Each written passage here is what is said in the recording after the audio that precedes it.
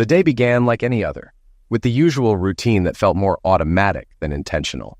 As a former soldier, that discipline stays with you, even in civilian life. Morning workout, quick breakfast, and straight into the day's tasks. It was all mechanical. Yet, underneath that calm, there was a nagging feeling that something was about to change, though I couldn't pinpoint what. Looking back, I realized that feeling was a warning I should have heeded. For years, I thought I had built a stable life, marriage, a steady job, a secure home. But life throws surprises when you least expect them. In hindsight, I should have seen the cracks before everything collapsed. But you can't change the past, and all you can do is brace yourself when the impact comes. That day, I was caught off guard by a betrayal I never saw coming. During my time in the Middle East as a Marine, I survived 3 ambushes, each teaching me crucial survival lessons. First, stay vigilant and anticipate threats. Unfortunately, I missed the signs with Tracy and Stanley Cross. Second, seek immediate cover, which I did by retreating to my bedroom. Lastly, develop a plan to extract yourself from danger. I quickly formulated a plan, changing into casual clothes and discreetly placing my iPhone in my shirt pocket to record. I went to my dressing room, retrieved a hidden key from an old shoebox labeled Captain B.C. Ramsey USMC, and found my Marine Corps Beretta 9mm inside. I had been married to Tracy for 7 years, with 3 wonderful children, Tyler, age 7, and twin 6-year-old girls, Beth and Emily. My family was my world, and I tried to ensure work didn't interfere with our time together. We lived in a 4-bedroom home in a great neighborhood. Our parents lived nearby and often visited the grandkids, and Tracy's sister lived close as well. Life seemed perfect until the kids started school, and Tracy returned to work. I should have seen the signs, but I was blinded by my belief in Tracy's loyalty. She started dressing more provocatively, our closeness declined, and she spent more time at work. When I asked her about it, she brushed it off, saying it was a great career opportunity that would benefit us financially. I had met her boss, Stanley Cross, several times at social events and Christmas parties. He was the senior partner at her firm, arrogant and disrespectful. I never trusted him. The few times I visited Tracy at work, he seemed possessive and reluctant to let her leave the office. I hadn't been paying attention to the potential romance between Tracy and her boss. Things fell apart just as the twins finished kindergarten. The kids were spending the weekend with my parents, and I looked forward to rekindling our relationship. But when I came home that evening, Tracy was already dressed up, looking stunning, clearly ready for a night out. "Wow, you look amazing. If I'd known we had a date, I'd have rushed home. Just give me a few minutes to freshen up, and I'll be ready." "Where are we going?" I asked with a smile. Tracy smirked, a look that didn't suit her. "We're not going anywhere. I am, but not with you," she said. I was stunned. What are you talking about?" I asked. "I have a date with my boss, Stanley Cross. And that's just the start. From now on, there will be new rules. Stan's picking me up, and I'll be staying with him in a downtown suite tonight and tomorrow. I'll be back Sunday afternoon," she said calmly. "What the hell are you talking about?" I shouted. "Calm down. This is how it's going to be. I'm leaving and I'll be back Sunday," she replied coldly. "Nonsense. If you think I'm putting up with this, you're wrong. You're out, and don't come back," I said, anger rising. "No, Blake, I'm coming home. We're staying married, and I'll still live here. I love you, but I need more. If you make this difficult, you'll be the one leaving. It would be a shame for our kid's father to end up broken in jail. Let's sit down and I'll explain the changes before Stan gets here in 30 minutes. If he has to explain it, you'll like it even less," Tracy said confidently. "If that a hole shows up, he'll get his back kicked in 31 minutes, I replied. "You won't want to do that," Tracy warned. "You need to listen to what he can do to you if you don't cooperate. And he'll have Max with him, his driver and bodyguard. Max is big, mean, and won't hesitate to put you in the hospital." I felt a familiar sense of danger, like I was back in the Middle East, ambushed. On one side, my wife, on the other, Stanley Cross. They had the advantage, and I was trapped. I squeezed past Tracy and headed upstairs. "Where are you going?" she demanded. "I need to clean up. I'll be down in 5 minutes," I said, trying to regain my composure. As a Marine, I learned 3 rules for ambushes: anticipate, take cover, and plan an escape. I missed the first with Tracy and Stanley, but I retreated to my bedroom. Then I devised a plan. I changed into casual clothes, set my iPhone to record, and slipped it into my shirt pocket. I went to the dressing room and retrieved a hidden key. Inside an old shoebox marked Captain B.C. Ramsey USMC, I found my Marine Corps Beretta 9mm, a pistol that had saved my life in combat. As I loaded the weapon, I heard Tracy call from downstairs. Get down here, Blake, or you'll regret it.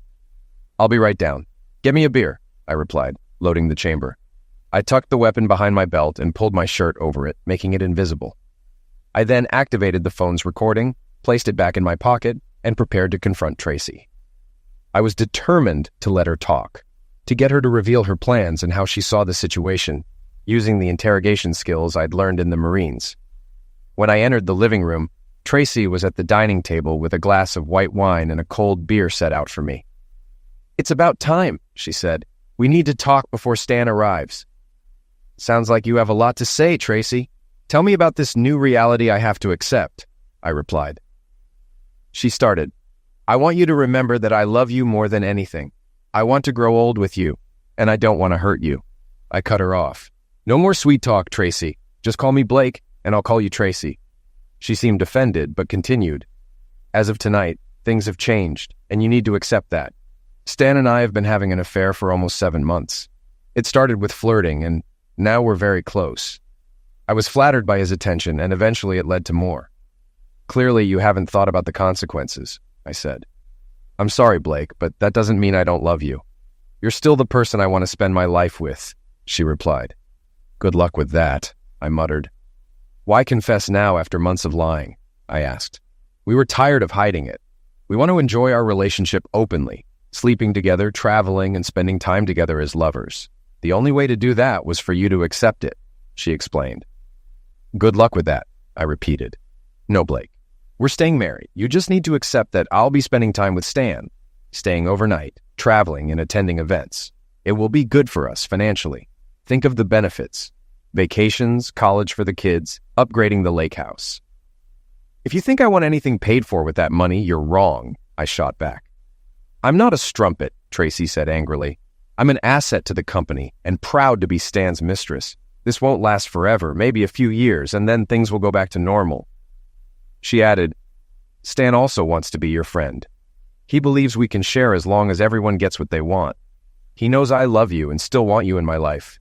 He might even become a family friend, maybe an uncle to our kids." I was furious but kept my composure. "He will never be around my kids, ever. Do you understand?"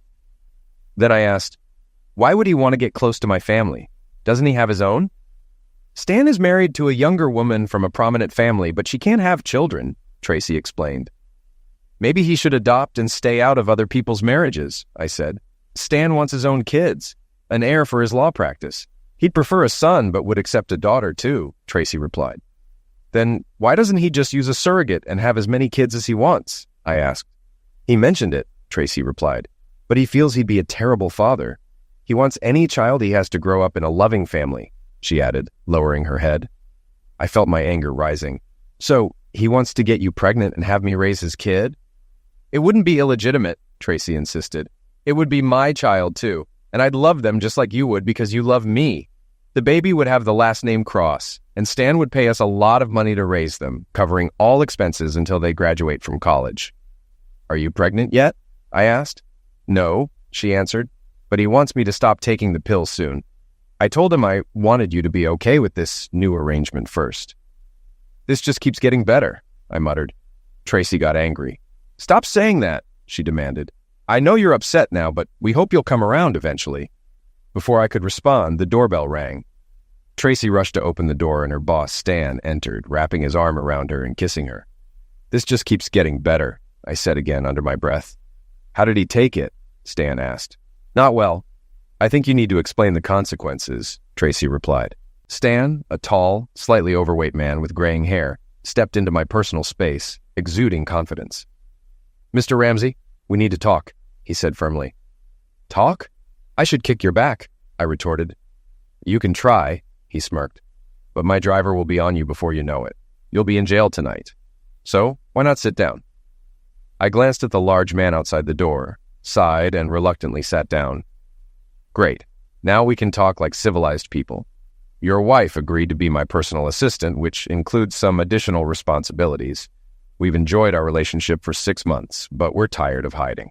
You two will have a new arrangement. I'll handle Tracy's needs, most of the time at the hotel or office, but occasionally at your home when you're not here. You think I'm going to accept this? I'll divorce her before I put up with this crap," I snapped. Stan remained calm. Mr. Ramsey, I suggest you rethink that. I'm a powerful attorney with the biggest law firm in town. If you try to divorce her, I'll make sure you lose everything. Your house, your money, and your kids. You'll be paying alimony and child support while she continues to enjoy life with me. You might even end up in jail and lose your job. Your family and friends will turn their backs on you. I sat there, stunned, realizing how far Tracy and Stan were willing to go. Stan knew I wouldn't act rashly now. He warned me that any attempt to fight back would bring serious consequences, including physical damage. Be a good boy and accept this new arrangement, he concluded. Your wife is a great assistant. I turned to Tracy and asked, "Would you really do this to me?" She responded, "I don't want to, Blake, but I won't have to if you cooperate. Over time, this will feel normal, and you won't even think twice about it." Still in shock, I watched them head toward the door. Just as they were about to leave, I spoke up. "Before you go, I have a few things to say." Annoyed, Stan rolled his eyes. "Make it quick." I began, "After a couple of drinks to mourn my marriage, I'm calling your wife and telling her everything. Then I'll call Tracy's sister Lucy and let her inform your parents." Stan seemed surprised, as this wasn't the response he expected. "What did you say?" he asked. Ignoring him, I continued, "Tomorrow morning I'll change all the locks. Afterward, I'm taking Kate down the street out for dinner and dancing. She's been flirting with me for months, and until now I wouldn't have considered it. But things have changed." Tracy looked hurt. "Blake, you can't do that," I pressed on. "When you return Sunday, you'll find all of Tracy's belongings in the yard. Pick them up before the sprinklers go off Monday morning." Stan turned red with anger, clenching his fists as he realized his threats had no effect. Tracy looked pained. "One last thing," I added. "Monday, I'll meet with a divorce attorney. I'll file for divorce on grounds of infidelity and name you, Stan, as a co-defendant. I'll also sue you for alienation of affection and for violating your firm's policies. Even if the lawsuits don't stick, they'll publicly embarrass you and damage your reputation." Stan exploded in anger, throwing the overnight bag against the wall and stepping into my personal space, jabbing me in the chest. I resisted the urge to retaliate. "Listen, betrayed man," he sneered. "You have no idea who you're dealing with. I'm Stanley Cross, head of the largest law firm in the county. I could destroy you legally in a day. By the time I reach the hotel, you'll be arrested on false charges. You think you can fight me? You can't. I know the police, the DA, the judges. They all owe me favors. If you step out of line, your life will be over." Stan was on a roll, and I let him continue. "If you go out with Kate tomorrow, the police will stop you, find pills in your car, and you'll spend years fighting charges. No lawyer will take your case against me, and I'll still be enjoying your wife while you're ruined. Do you understand, betrayed man?" "I believe you," I replied sarcastically. Stan glared at me. "Show some respect. Call me Sir or Mr. Cross. One more insult, and Max will teach you manners." He tried to punch me, but I did it to him first, pushing him onto the couch. Tracy rushed to his side as he screamed, "You'll pay for this! Max, get in here!" The door opened, and Max, a large, intimidating man, entered the room. "Yes, Mr. Cross," he said. "Take care of him," Stan ordered, and Max advanced toward me. Tracy tried to protest, but Cross dismissed her with a wave. I expected trouble when Tracy mentioned Cross would bring his bodyguard, so I stood my ground as Max swung his fist at my head. As the pain hit, I wondered if I'd need a new carpet for the bloodstains. Max hesitated, unsure whether to keep striking me, and looked to Cross for guidance. "Punch him, Max," Cross ordered. Realizing I couldn't take more, I taunted Max, saying, "You knock like a girl." His pride wounded, Max prepared for another punch. Before he could react, I managed to defend myself, and the situation took a sudden and shocking turn. Max looked stunned, realizing he was in a weapon fight. As he fumbled for his weapon, I warned him to stop, and the tension in the room escalated further. I crawled over, grabbed his weapon, and pocketed it. "How much respect do you think I have for you?" I asked Max. He shook his head. "Exactly. None," I said. "No reason not to destroy you, right?" Max groaned in pain. I told him if I didn't get him to a doctor soon, he might not make it. As I focused on Max, Tracy suddenly shouted a warning, and I turned just in time to see Cross approaching with a fireplace poker. I instinctively tried to block it with my arm, but the force left me in severe pain. The weapon fell to the floor, and in the tense moment, I managed to grab it first, preventing further escalation. "Now, where's your phone?" I demanded. Cross hesitated, then pointed to his coat pocket. I pulled out the phone and told him to unlock it. With shaky hands, he did. "Now call your wife on FaceTime," I ordered. Cross's wife answered, confused. "Stanley, why are you calling? Who is this?" "Mrs. Cross," I said. I'm Blake Ramsey. You don't know me, but your husband knows my wife, Tracy. They've been having an affair for months. Her shock was clear as I showed her husband's face on the floor. Oh my God, she screamed. Don't hurt him. Mrs. Cross, I explained. Your husband and my wife planned a weekend together. When I objected, he had his driver try to take care of me. Unfortunately for Max, I had to defend myself, she stammered. Stanley told me he was working in Palm Springs this weekend. He lied, I replied. He's here with Tracy, who was ready to spend the weekend with him.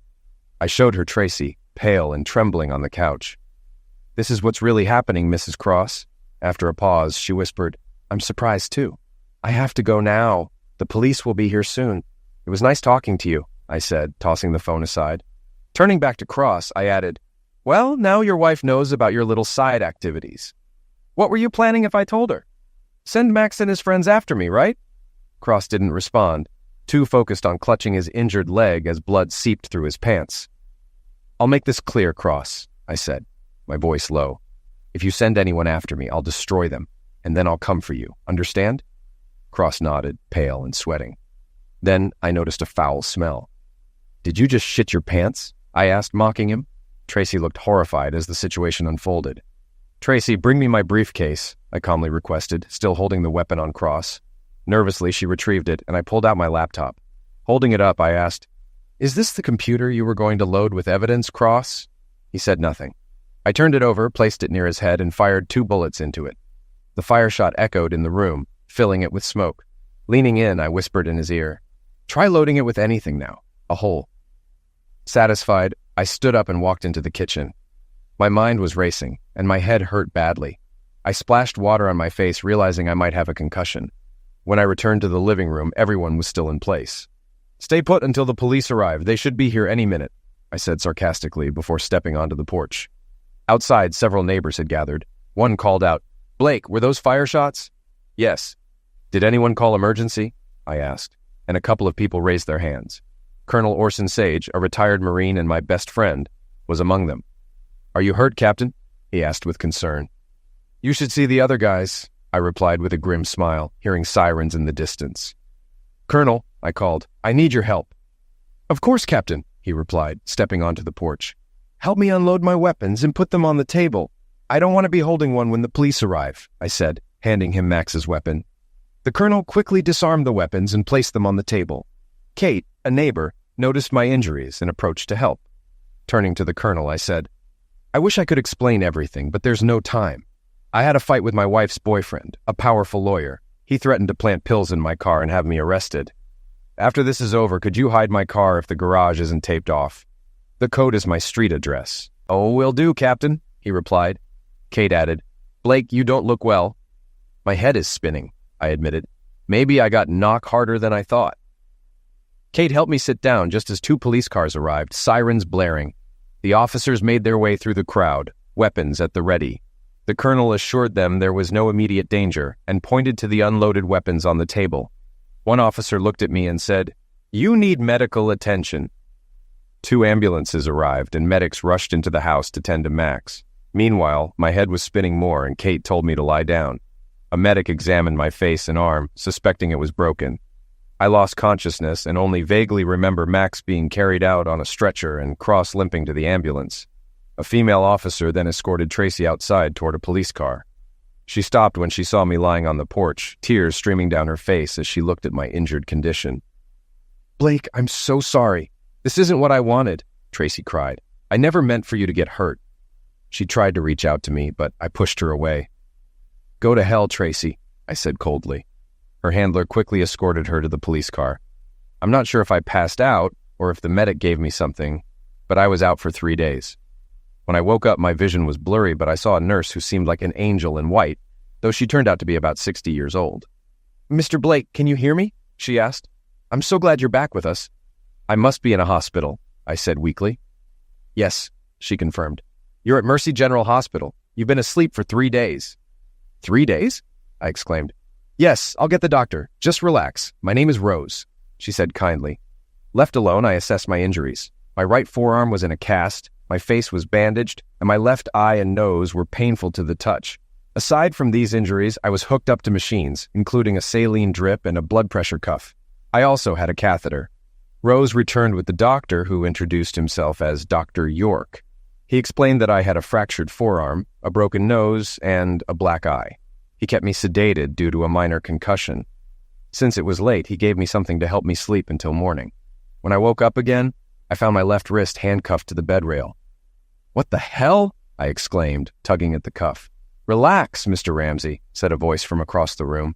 A middle-aged man in a suit introduced himself as Detective Sergeant Hardman. "We were worried you might try to run." "Run? In this condition? Why would I run?" I asked, bewildered. "You're under arrest," Hardman replied calmly. "What for?" I asked, shocked. "Attack with intent to commit liquidation, attack with a deadly weapon, and several other charges, including unlawful discharge of a firearm. These charges were filed by Stanley Cross on behalf of himself, Max Angelo, and your wife Tracy," he explained. "I should have known," I muttered. Hardman then read me my rights and left the room. Rose returned quietly to check my vitals. I asked her if she knew about the handcuffs, and she confirmed she did, apologizing softly. I tried to lighten the mood by joking about taking her to dinner when this was all over. Later, Dr. York reassured me that my injuries would heal and mentioned that I'd be moved to another room with a different doctor. Shortly after, Detective Hardman and some orderlies wheeled me up to the 3rd floor, past a police guard. Once in my new room, the handcuffs were removed, and I was reconnected to the machines. Before leaving, Hardman informed me that I'd appear in court via video in a few days to enter a plea. He also said he'd arrange for a public defender to meet with me. As I lay in that hospital room, I reflected on how quickly my life had turned upside down. I grieved for my marriage and worried about my children. Where were they? What were they being told? Who was taking care of them? I also wondered about my job, having been absent for 4 days without notice. The hospital staff couldn't answer my questions. On the 5th day, a young public defender named Sam Wilton visited. He outlined the charges against me, which were the same ones Detective Hardman had mentioned. He asked how I planned to plead and suggested I might negotiate with the DA if I admitted to some minor charges. I interrupted, saying, "I'm not guilty of any charges." Sam seemed surprised, but continued. He informed me that Tracy had been staying with her sister Lucy, and the kids were with them. The children were only told that I'd be away for a long time. When I asked about my job, Sam offered to contact my company and explain the situation. As I reviewed the charges, I noticed one for spousal misuse. Sam explained that Cross added it after Tracy claimed I had slapped her, showing photos of bruises on her face and arm. "I didn't do that," I protested, but Sam seemed doubtful. I didn't trust him enough to explain further, fearing Cross's influence. "Sam, you have to plead not guilty for me," I insisted. He reluctantly agreed, but warned that I'd need to post bail due to the shooting charges. He seemed skeptical of my innocence. I didn't mention that I had evidence proving self-defense, as I didn't want that information getting to Cross or the DA. Instead, I asked Sam to contact my uncle, Jack Carter, a retired Navy attorney, for help. I instructed Sam to keep this confidential and only inform Uncle Jack of the charges and my plea. Later that night, Sam confirmed that my uncle would arrive soon and advised me to say nothing except "not guilty" at the trial. The next day, I was arraigned via video from the hospital. I pled not guilty to all charges. The prosecutor wanted me held without bail, but the judge allowed me to stay in the hospital for 2 more days before being transferred to jail. The day before my transfer, Uncle Jack arrived. He officially took over my case and got permission to visit me. Seeing him brought me to tears, realizing the weight of my situation. After a brief reunion, Uncle Jack got down to business. He arranged for privacy to discuss the case and updated me on family matters. He reassured me that the kids were fine and staying with Lucy until the house was cleared by the police.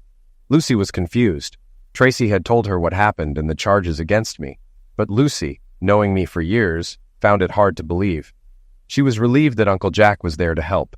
Uncle Jack then asked for my side of the story. In a whispered conversation, I told him everything, including how Stanley Cross, Max Angelo, and Tracy had likely concocted a false version of events after my arrest. I also revealed that I had a videotape of the entire incident on my iPhone, hidden in a kitchen drawer. Uncle Jack didn't show much emotion, but seemed relieved that there was potential evidence. He assured me, "I'll be your guardian angel through this. You focus on getting better, while I build your defense and look into bail." I also asked him to check on my children, and he promised to coordinate with Lucy. After my discharge from the hospital, I was transferred to county jail. 3 days later, I appeared before the judge.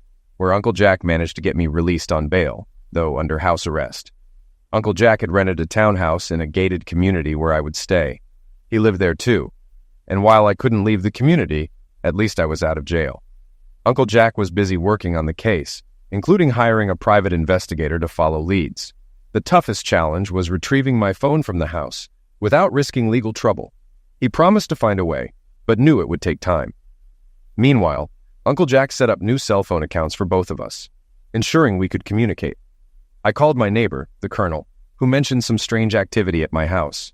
When I told Uncle Jack, he suggested inviting the Colonel over for beers and steaks. The Colonel shared that about a week after the incident, he saw two men in dark clothing trying to pick the garage door lock. He called emergency, grabbed his dog and a bat, and confronted them. Surprised, the intruders backed off but threatened him. The Colonel's dog growled, and he took a batter's stance with the bat, which scared them off. They fled in a black SUV with a smudged license plate. The police arrived, took a report, and left. I recalled Cross's threat to plant pills in my car, so I was relieved that the Colonel had moved it to a safe place. The Colonel had another story. 2 days after Tracy returned to the house, he saw a black SUV parked in front. Two men were talking to Tracy by the open garage, pointing to the spot where my car usually was. After a brief conversation, they went inside, then left 45 minutes later. The Colonel made sure to note the SUV's license plate number. Uncle Jake checked the license plate against his sources and found it registered to a company called Unique Services, a private investigation firm. The company employed only Jose Gonzalez and Miguel Ortego, both former police officers with checkered pasts. Jose had resigned over a theft issue, and Miguel was fired for falsifying records. Stanley Cross's law firm was one of their clients. Retrieving my cell phone from the kitchen became urgent. Uncle Jake decided to call Tracy, suggesting a meeting to discuss resolving the situation and possibly dropping charges. Tracy knew Uncle Jake from family gatherings but was suspicious. She agreed to meet the next day but insisted that one of her lawyer's assistants be present. Uncle Jake agreed. At 6 p.m. sharp, Uncle Jake arrived at my house. Tracy greeted him warmly, and they exchanged a brief hug. She was dressed modestly in a skirt and blouse, her hair in a ponytail. Inside, a young man named Gordon Merritt, an associate from Cross's law firm, was introduced. They all sat in the family room, and Tracy offered to get coffee. Merritt suggested getting straight to business, pulling out a tape recorder. Uncle Jake did the same, and they both smiled. Uncle Jake started by expressing regret over the situation, stating he had always admired Tracy and me as a couple. Tracy responded sadly, saying she never intended for things to spiral out of control. Uncle Jake continued, implying he believed the charges against me. He mentioned that I claimed Tracy and Cross were having an affair, which pushed me over the edge when I saw Cross at the house. Merritt interjected, stating that the evidence seemed solid against me. Uncle Jake suggested that perhaps I wasn't in my right mind during the incident due to the belief that Cross was taking Tracy away. Merritt considered it, but said they might only entertain that idea if I pleaded guilty. Uncle Jake responded by asking if all charges needed to be admitted or if some could be reduced or dismissed. Merritt said he'd need to consult Cross, who had influence with the DA, and might prefer a quieter resolution to avoid damaging his reputation and business. Before leaving, Uncle Jake reminded Tracy that I loved and missed the kids.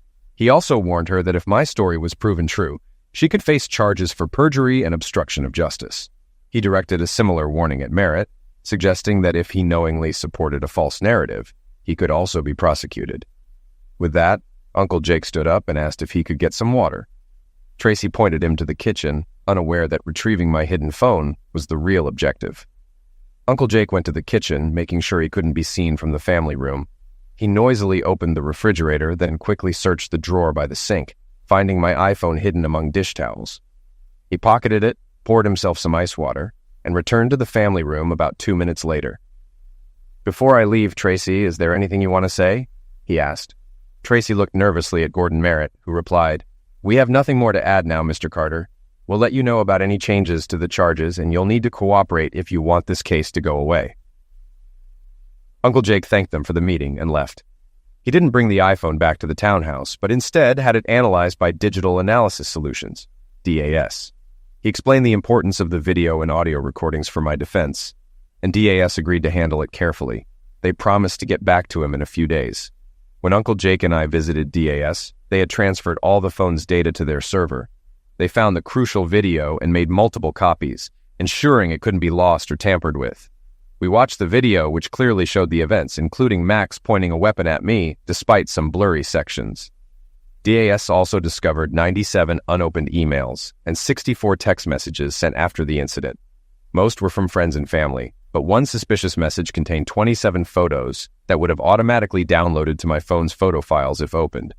It appeared that Cross had tried to plant evidence after I destroyed my computer. Uncle Jake thanked DAS and decided to leave the phone with them for safekeeping, taking a few copies of the videos with him. As we reviewed the evidence, Uncle Jake considered our next steps. He pondered whether to present the evidence to the DA now, which might lead to all charges being dropped and possibly implicate Cross, Max, and Tracy. However, if Cross's influence was as strong as suspected, the DA might make the case disappear quietly. Alternatively, we could wait until the hearing, where the prosecution would present its case, and then reveal our evidence, forcing the DA to prosecute the conspirators for perjury, obstruction of justice, and more. That would mean significant jail time and a better chance of getting custody of my kids. When Uncle Jake asked how I wanted to proceed, I replied, "Let's burn them all." He was pleased. "I was hoping you'd say that, Blake.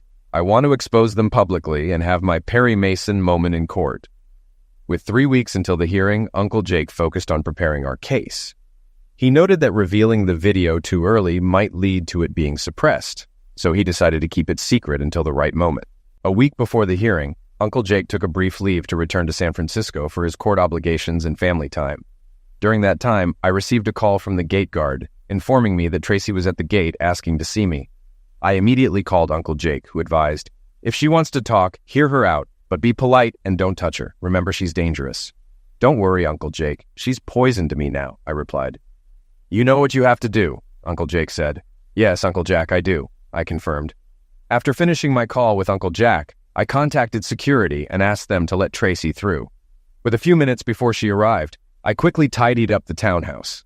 I cleared the legal papers from the dining table and tossed them on the bed, gathered up the beer cans, cleaned the kitchen, and loaded the dishwasher. I changed into Dockers and a knit sports shirt, combed my hair, and left my 3-day stubble, which gave me a more serious look. When Tracy knocked, I opened the door. She looked great, clearly putting effort into her appearance with a red pleated skirt and a pink cashmere sweater. Her hair was styled in a loose updo, and her makeup was subtle. "Come in, Tracy," I said. "You look great." "Thank you, Blake. You look good too," she replied, complimenting my slim figure. "I've had time to work out and eat healthier," I said, inviting her to sit on the couch. I brought her a glass of white wine and sat with a glass of red. After a few sips, I asked why she wanted to see me. "Blake, despite everything, I still love you. I never imagined things would go this far. I thought you would accept my relationship with Cross and we could have had a lot of money and a good life. In time, things would have returned to normal." "I'm sorry I ruined your plans," I replied sarcastically. "It wasn't my plan, it was Cross's. He thought he could intimidate you like he does with others. Neither of us expected you to fight back." "Guess he underestimated me," I said. Out of nowhere, Tracy asked, "Where's your car?" I smiled slightly. "I moved it when Cross threatened to plant pills in it. By the way, what were those men doing at the house after you returned? They seemed interested in the garage and my missing car." Tracy hesitated before admitting, "They wanted to plant evidence. I didn't want it, but Stanley insisted." "You don't seem to mind stacking evidence against me. If you really love me, just tell the truth, and the charges will be dropped." "I can't, Blake. I'm in too deep. Stanley controls everything." "Guess I'm out of luck?" I commented. Then I asked, "What's with the accusation of misuse? I saw pictures of your injuries, but I never touched you." Tracy explained, "It was Stanley's idea. He came up with a story that you went crazy, accused us of having an affair, and attacked me. Max tried to help, but you shot him. To make it believable, Stanley punched me to create the injuries. We've been rehearsing the story ever since." "I'm sorry, Blake," she added. "I didn't want this to happen. I want things to go back to how they were." "That's not going to happen," I said. Tracy then offered a way out. "Stanley knows about your PTSD. He wants you to plead guilty based on that. He'll use his influence to get you into a veterans hospital for treatment. In a year or less, you could be released, and we could start over with the kids." So that was the real reason she came to talk to me. She wanted me to volunteer, promising that Cross would help me get a minimal sentence in a veterans mental institution. I didn't believe any of it, but I didn't let Tracy know. Instead, I went along with her. That sounds good to me, Tracy, but I need time to think about it. Plus, I need to talk to Uncle Jack. I think he might agree. He doesn't have much evidence to help me compared to the testimony of you, Cross, and Max. Please do this for yourself, Blake, Tracy added. Do it for you, me, and the kids. In a few years, it will seem like it never happened. It'll just be a bump in the road. I doubt that, I said. You've been with another man for months. Wanted me to be a betrayed man for your boss, threatened to take my kids away if I didn't play along, and made false accusations that will put me in jail for years. That's a big bump in the road. That's why I want you to accept Stanley's offer. It's the easiest way out for all of us, Tracy said with tears in her eyes. Like I said, I'll think about it, I replied one last time. We were done. I assumed it was time for her to leave, but Tracy put her hand on mine and said, Maybe we could rest together for a few minutes. I've missed you in my bed. Is there any chance we can fall asleep together tonight and forget about everything for a few hours? That's not going to happen, Tracy, I replied firmly. She got the message. Please accept Stanley's offer, she said as I walked her to the door. Before leaving, she gave me a hug. It felt sincere, but I didn't return it. The hearing's purpose was to determine whether I would be held for investigation. The prosecution was confident. Predictably, they put Cross, Max, and Tracy on the stand where they shared their well-rehearsed stories. Uncle Jake asked each witness just one question. Do you swear your testimony is truthful? All three answered affirmatively. Uncle Jake wanted to go after Jose, Miguel, and the main witnesses, but proving their attempt to frame me wasn't relevant to the charges against me, especially since their efforts had failed. When the prosecution settled down, it was Uncle Jake's turn. With the court's permission, he began, The defense would like to introduce a videotape of the events as evidence. This tape is exculpatory, Your Honor. Just then, the assistant prosecutor objected, stating this was new evidence that hadn't been presented for review. There's a reason for that, Uncle Jake explained. The defense fears bias from the district attorney and the court, and that our evidence will be unfairly blocked. Do you have proof that the district attorney is compromised, Mr. Carter? The judge asked. The proof is on the video, Your Honor, Uncle Jake replied. The judge, starting to rise, said, Then you and the prosecution will come to my chambers, where I will review the tape and decide on its admissibility. Uncle Jake interrupted. No, Your Honor, we won't do that. Why not? The judge demanded, his anger rising at the defiance. Because, Your Honor, Uncle Jake explained, the defense doesn't trust the court to be impartial, and we won't risk you suppressing our evidence. The judge, visibly perturbed, asked, Are you accusing the court of corruption, Mr. Carter? Possibly, Your Honor, Uncle Jake responded. Can you prove your accusation, Mr. Carter? Or is that proof also on the tape? The judge pressed. It is on the tape, Your Honor, Uncle Jake confirmed. However, I can demonstrate my point if you answer a few questions. The judge, skeptical, clarified, Let me get this straight, Mr. Carter. You believe you can prove the court's bias against your client by asking me a few questions. Is that correct? Yes, Your Honor, Uncle Jake affirmed. The judge, now curious, said, Very well, Mr. Carter. Ask your questions, but if you fail, we'll review the tape in chambers, and I'll rule on its admissibility. I accept, Your Honor, Uncle Jake agreed. But know that if this videotape is deemed inadmissible and my client is convicted based on the testimony of the 3 prosecution witnesses, I will release the tape to the media and online, regardless of the court's ruling.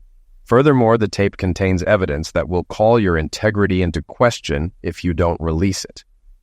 The judge, feeling threatened, remarked, I feel like I'm being threatened, Mr. Carter. Before the judge's anger could escalate further, Uncle Jake quickly asked, Your oldest son is in college, isn't he, Your Honor? He's attending the Air Force Academy, correct? Yes, the judge replied. He's a freshman. Getting into the Air Force Academy is very competitive, isn't it? Uncle Jake continued. The judge nodded. It is.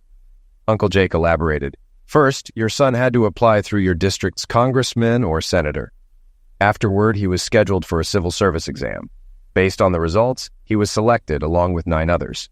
He was sent to a nearby Air Force base for a medical exam, physical fitness test, and aptitude tests as a pilot and navigator. Additionally, he had to take college entrance exams. Is that all correct, Your Honor? Yes, the judge replied, pride evident in his voice. He got an A- in high school and was on the swim team every year. You're understandably very proud of him, Your Honor. Growing impatient, the judge demanded, State your point, Mr. Carter. Uncle Jake pressed on. Your son's application packet also included 3 letters of recommendation, correct? Quite correct, Mr. Carter, the judge confirmed. Who were those letters from, Your Honor? Let's see. One was from his swim coach, another from his math teacher. Who wrote the 3rd letter, Your Honor? Uncle Jake asked pointedly. The judge hesitated before finally admitting, Mr. Stanley Cross wrote my son a recommendation for admission to the Air Force Academy. Uncle Jake seized the moment, stating, Mr. Cross must have known your son very well, unless he fabricated a letter full of falsehoods. The judge clarified, My son worked in Mr. Cross's office during his sophomore and junior years of high school. He wants to be a lawyer someday. So Mr. Cross is a family friend? Uncle Jake inquired further. He's more of an acquaintance than a family friend and a professional associate in some legal organizations I belong to. So now, Your Honor, you can understand the defense's concerns about your impartiality in this case. Uncle Jake concluded his questioning. The judge responded, You've put me in a position that questions my integrity. Counselor, let me assure you that any association with Mr. Cross will not influence my decisions. But you've raised a matter of perception. The judge paused for a moment, then looked up and said, Turn on the video, Counselor. Uncle Jake instructed the bailiff to dim the lights and lower the projection screens on either side of the judge's bench. Uncle Jake turned to me and said, Showtime, Blake. He pressed the enter key, and the video began to play. The entire scene unfolded before the judge, the prosecution, and the courtroom audience as Cross threatened me, saying, I personally know most of the top police officials. I'm friends with many of the attorneys in the DA's office. I've even had fun with some of them. There was an audible gasp from the prosecution bench. The assistant DA put her head down on the table and began to sob. We all stared at her for a moment before she gathered her things and quickly left the courtroom, still crying. Uncle Jake continued watching the video. Cross, Max, and Tracy tried to quietly leave the courtroom together, but they were easily noticed. The judge explicitly ordered them to remain seated. The remaining ADAs watched the video to the end. The lead prosecutor stood up quickly, clearly wanting a break. But before he could ask, Uncle Jake said, I have another video. Without waiting for permission, Uncle Jake queued up the second video and explained that it had been recorded 2 weeks earlier when my wife visited me at my townhouse. He then pressed enter, and the video began. Tracy realized the full impact of the video. It showed her confessing everything Cross had tried to do to me. She screamed, Blake, how could you do this to me? After a few minutes, Cross also grasped the gravity of the situation. You stupid fool. You stupid, stupid fool. You let him record you.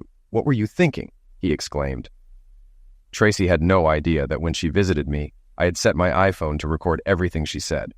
The phone was on the coffee table in front of her, hidden by books and papers. I turned it on just before opening the door to let her in. The ADA requested a recess to review the new evidence. Uncle Jake handed the ADA copies of the videotapes on DVDs. The trial was adjourned until the next morning. The next morning, 3 prosecution witnesses were conspicuously absent. Instead of the acting district attorney, the county's real district attorney sat at the prosecution table. The judge allowed him to speak first. I'll be brief, Your Honor, he began. First, all charges against Mr. Ramsey are dismissed. We believe he acted in self-defense when he defended himself against Mr. Cross and Mr. Angel. It was a rather violent self-defense, but it was self-defense. Second, my office has issued arrest warrants for Mr. Stanley Cross, Mr. Max Angel, and Mrs. Blake Ramsey for conspiracy to commit perjury, bribery, perjury, attack with intent to cause grievous damage, making false statements to police, filing false complaints, and obstruction of justice. Additionally, my office was informed that Mr. Cross attempted to plant false evidence against Mr. Ramsey. Mr. Angel and Mrs. Ramsey were aware of this. We have also identified 2 suspects working for Mr. Cross who attempted to plant false evidence, and we are in the process of arresting them. Stanley Cross, Max Angel, and my wife were arrested but later released on bail.